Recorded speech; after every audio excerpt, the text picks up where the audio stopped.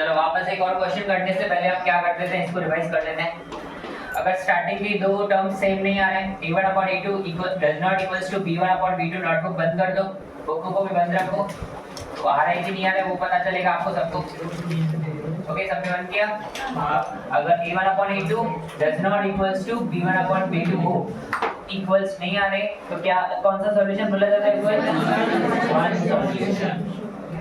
Okay, कौन सा solution? और ये वाले सॉल्यूशन के अंदर दो लाइनें कितनी बार कट करती है एक दूसरे को? एक बार। तो उसको क्या बोला जाएगा? हमको इंटरसेक्टिंग लाइन बोला जाता है, लाइंस। ठीक है, और कंसिस्टेंट और इनकंसिस्टेंट तो बहुत इजी है। फिर इसके बाद कंसिस्टेंट इनकंसिस्टेंट भी लिख देते हैं इसमें। अगर तीनों के आंसर क्या आ रहे हैं? इक्वल आ रहे हैं, a1/a2 equals to b1/b2 equals to c1/b2, तो उस वन सॉल्यूशन की जगह पे क्या हो जाएगा? ओके, और ऐसे वाले में लाइंस क्या बनती है? एक लाइन के ऊपर दूसरी लाइन, तो उस लाइन को क्या बोला जाता है? Coincident line. ठीक है, ये याद रखना। अगर तीनों इक्वल आ रहे हैं तो उसमें ग्राफ में एक लाइन के ऊपर क्या बनती है? दूसरी लाइन ओवरलैप करती है, उसके साथ ही जाती है, तो इसको क्या बोला जाता है? Coincident line. और फिर तीसरा आता है a1/a2 इक्वल्स टू b1/b2 अब does not equals to c1/c2, तो इसमें क्या होता है? No solution. और ऐसे वाले में अगर आप ग्राफ बनाने जाओ उस क्वेश्चंस में से, तो वो ग्राफ कैसे बनेगा? Parallel lines. ओके, कैसी लाइंस बनेगी? पैरेलल लाइंस बनेगी। तो एक लाइन के पास में क्या जा रही होगी? दूसरी लाइन जा रही होगी। ओके, तो अब इसमें देखते हैं हम a1/a2 5/7, ये a1 ये a2 b1 b2 c1 c2। a1 है आपके पास 5, x लेंगे नहीं, 5/7, b1/b2 -4/6। टेबल लगेगी, उसमें नहीं लग रही थी, क्या लगेगी? दोनों का हाफ हो रहा है 2/3। अगर स्टार्टिंग की दो सेम नहीं आ रहा है और आपको इन तीनों में से कोई भी एक मेथड में से एग्जाम में सम आ रहा है, तो आपको तीसरा टर्म करने की जरूरत नहीं है। तो स्टार्टिंग की दो सेम नहीं आ रहे आंसर, इसका आंसर आ रहा है -2/3 और इसका आंसर आ रहा है 5/7। तो आप क्या लिखोगे? a1/a2 does not equal to b1/b2।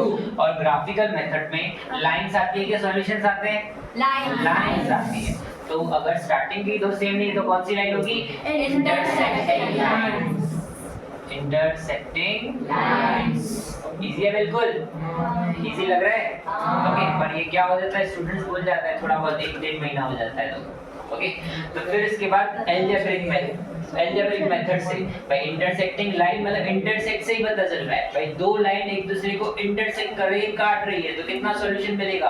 एक सॉल्यूशन मिलेगा। तो क्या लिखोगे? One solution. इसको बाद में देखेंगे। ओके, उसके बाद फिर से करते हैं दूसरा नंबर।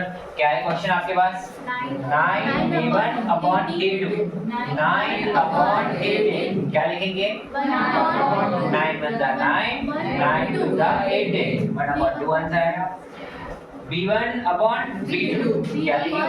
3/6 3 1 3 3 2 6। फिर आगे क्या करेंगे? 12/24 क्या लिखेंगे? 1/2। तीनों सेम है, तो क्या लिखेंगे हम कंपेयर में? a1/a2 equals to b1/b2 equals to c1/c2। और अगर तीनों सेम आ रहे हैं तो कौन सा सॉल्यूशन बोलते हैं उसको? Infinite solution. क्या बाद में आएगा ना? हाँ, वो अलजेब्रिक मेथड में आएगा। कौन सा सॉल्यूशन? Infinite solution. हो जाता है यार, इंसान है, हो जाता है। और बाजू में नहीं, बाजू में। इनफाइनाइट सॉल्यूशन के अंदर इधर ध्यान दो, इनफाइनाइट सॉल्यूशन के अंदर जो लाइन होती है उस दूसरी लाइन में क्या बनती है? उसके ऊपर ही बनती है, तो बनती जाती है, तो उसको क्या बोलेंगे? Coincident line. Coincident line. Okay, lines ये बात में। फिर इसके बाद क्या होगा तीसरा नंबर A1/A2 मतलब 6/2 2 3 जा 6 3 ऊपर आ रहा है नीचे नहीं आ रहा फिर -3/-1 माइनस कट ऊपर 1 की वैल्यू होती है नीचे 1 की वैल्यू नहीं होती तो आपका आंसर आएगा +3 C1/C2 ओके 10/9 इसका तो कुछ हो नहीं रहा है आगे टेबल नहीं लग रही है ठीक है तो कभी कभार इक्वेशन में ऐसे भी होगा आपको एक 10 है ना इक्वल के उस साइड दिख रहा होगा और एक ये जो नंबर है एक अंदर की साइड दिख रहा होगा या तो दोनों नंबर एक साइड अंदर होने चाहिए या तो दोनों नंबर किस साइड होने चाहिए बाहर होने चाहिए एक अंदर होगा एक बाहर होगा तो साइन चेंज करनी पड़ेगी सपोज ये +10 है बाहर होता तो ये -10 होता और ये थर्ड टर्म इसमें आपको क्या दिख रहा है इक्वल के लेफ्ट साइड दिख रहा है और ये थर्ड टर्म आपको इक्वल के कौन सी साइड दिख रहा है राइट साइड दिख रहा है तो पहले एक को अंदर लो या तो इसको बाहर निकालो दोनों को सेम पोजीशन पे रखो दोनों को किस पे रखो सेम पोजीशन पे -10 है अंदर चला जाएगा तो क्या हो जाएगा +10 ओके क्या हो जाएगा +10 = 0 दोनों सेम पोजीशन पे दिख रहे हैं दोनों इक्वल की कौन सी साइड है लेफ्ट साइड है या तो इक्वल के दोनों लेफ्ट साइड होने चाहिए या तो इक्वल के दोनों राइट साइड होने चाहिए अगर इक्वेशन ऐसे आ रही है तो ठीक है चलो तीनों के आंसर कौन से दो सेम है दो सेम आ रहे हैं तो क्या लिखोगे A1/A2 B1/B2 C1/C2 और ऐसे वाले में एक दूसरे से टच नहीं करती लाइन तो उसको कौन क्या बोला जाता है पैरेलल लाइंस और उसके अंदर सॉल्यूशन क्या होते हैं नो सॉल्यूशन और अगर नो सॉल्यूशन हुआ एक भी सॉल्यूशन नहीं मिला तो ये क्या होता है